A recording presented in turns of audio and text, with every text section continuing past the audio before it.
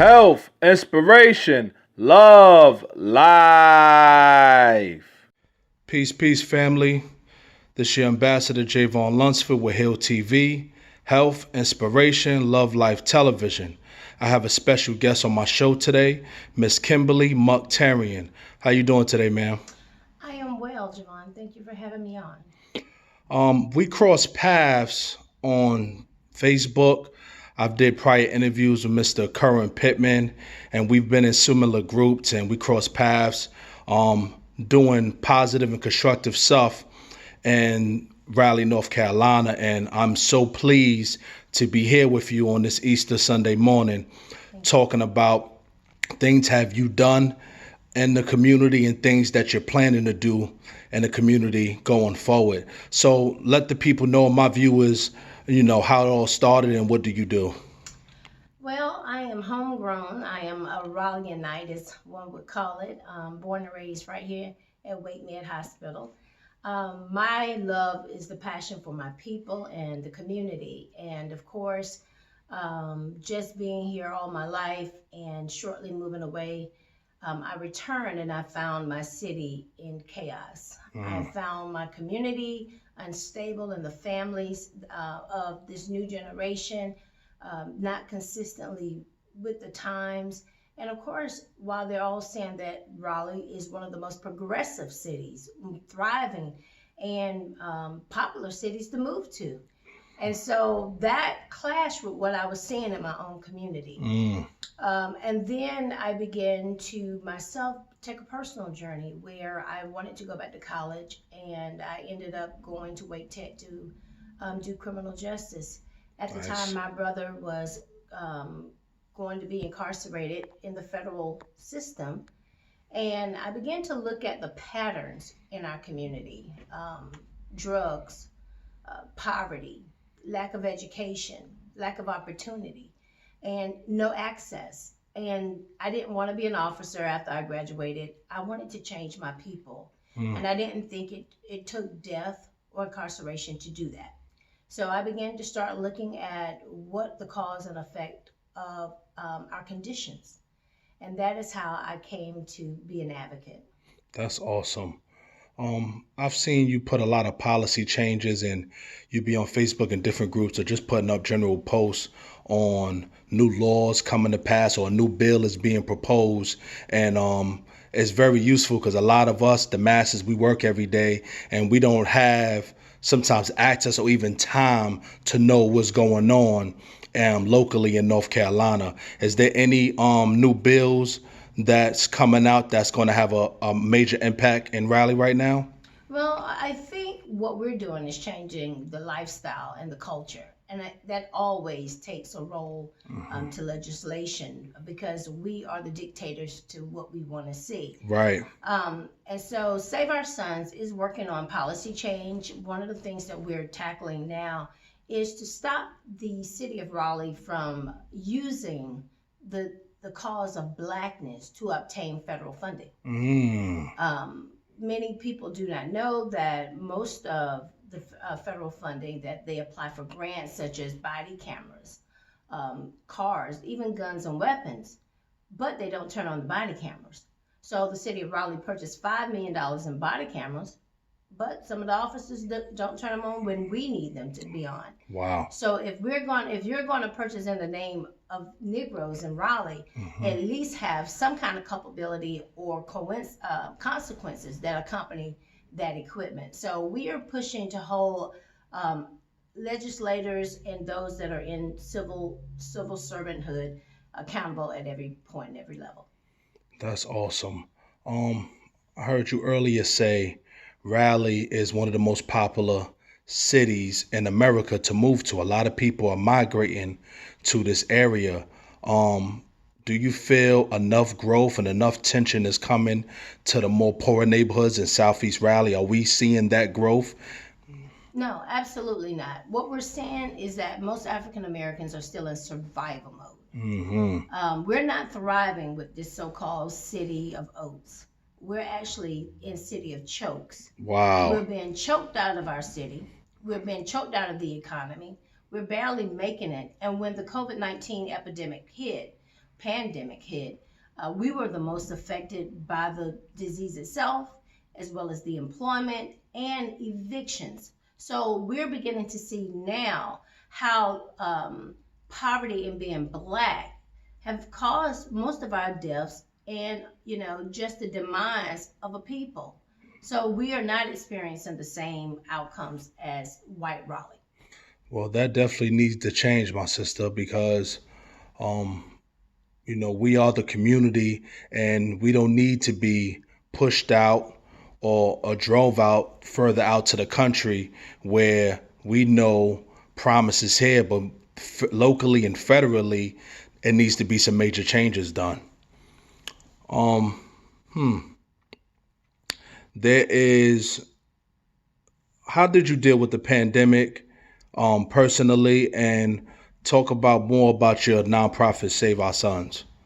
Well, I think personally, I was lucky and I was blessed to stay afloat. I'm an educator by trade, and so what happened to us is that we were pulled from our schools because of the pandemic, and that somewhat affected me. But I then pushed back by helping others, and Save Our Sons was instrumental, along with private donors. And I'd like to say thank you for your private donations to help other families stay in their homes. And we were able to help several Black families stay in their homes during the pandemic to avoid eviction. That's awesome. That's great. Me and other advocates, we were able to come together and drive back the hands of poverty. That's awesome. Yes. Now, you also asked about, I think, what was the second question? I was going to bring up prison reform. I know that you brought up your brother being incarcerated with the federal, and what changes and what do you contribute as far as, and your thoughts on prison reform? Well, I think when it comes to prison reform, we have to go back to what prisons were built for. They were built for African Americans who had just basically come out of slavery. Central Prison was our first prison in the state of North Carolina. Immediately after 1865, when Emancipation Proclamation came, 5 years later, we had our first built prison right here on the lands of North Carolina State University. And so we have to go back and say, what are prisons for? Right. And are we utilizing the funds that we could be using to house people who you would never allow to sleep all day and stay in prisons for 35 years to 70 years? They would not be allowed during slavery to even sit that long or stay away from employment that long. Are we really truly equipping African Americans and those who seek or need employment to have viable income? I say that our housing issue stems from that.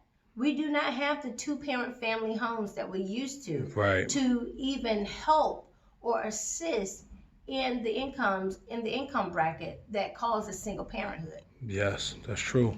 So our city is more willing to fund Black women and their families to live in a hotel than to reunify the family back, or to unify Blacks, an incentive to put families back together. The family structure. Yes, absolutely. So they rather keep us separated and divided than unified. Yes, and they would rather pay you to be separated. And pay you to be separated. And they encourage that. That is correct. That we'll take the replace of the Black man, and we'll be your father, we'll be your daddy. We're going to give you housing, we're going to give you money, and we're going to keep him incarcerated, locked away, and not encourage rehabilitation, which supposedly that's what prison's supposed to be doing. Absolutely. And so Save Our Sons is pushing an initiative now that drives away that narrative. Right. We want to see our families whole. We want to see child support court eliminated for us. We want to see that our young men have viable incomes, that they can support their family and any children that they have fathered on the outside. we are calling for wholeness in our communities. And that is one of the things that we are pushing for right now as we speak, to wedge the gap, because it has been systematically, and the racial divide has come to our communities, and they've legalized slavery and separation in our families. You just brought up child support need to be eliminated, and I feel like that's very, very crucial. And a lot of us don't speak on it. Far as how child support is designed and created, and I say it's another way of slavery, but it's slavery to debt, and another way to divide. What's your feelings on child support? Because a lot of people have different views on it. Well, I believe that every child should be supported. And I Absolutely. believe that families should come together and support the children. However, I think at this point, our issues are more culturally based than anything. And I would like to see the United States of America repay for the brokenness and the racketeering of brokenness.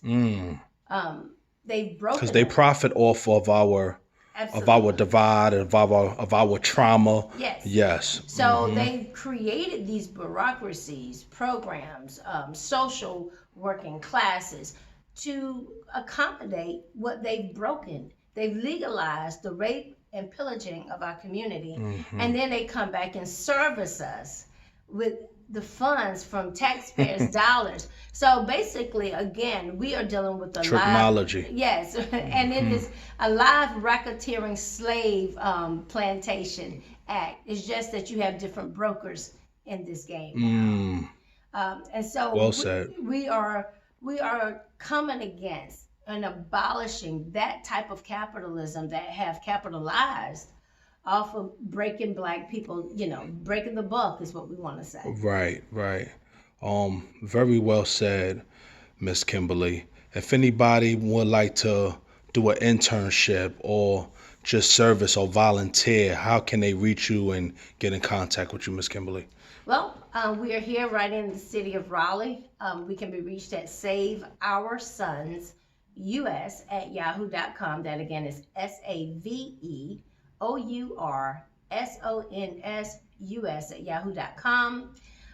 We are also taking on initiatives that extend beyond the family, but of course legislation, and saying to reinvest in the community, reinvest and divest these systems that continue to break our people.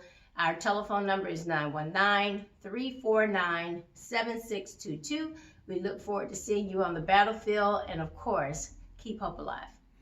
Awesome. From Hill TV to you, we appreciate your effort, sister.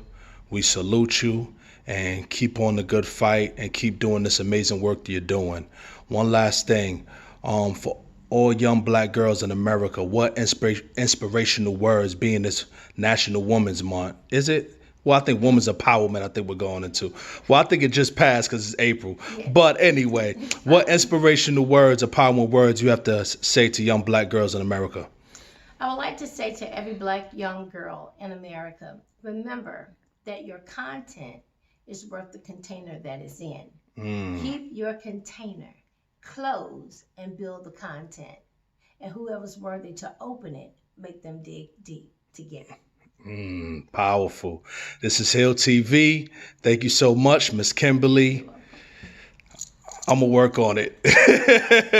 But you know how to get to us. Save our sons.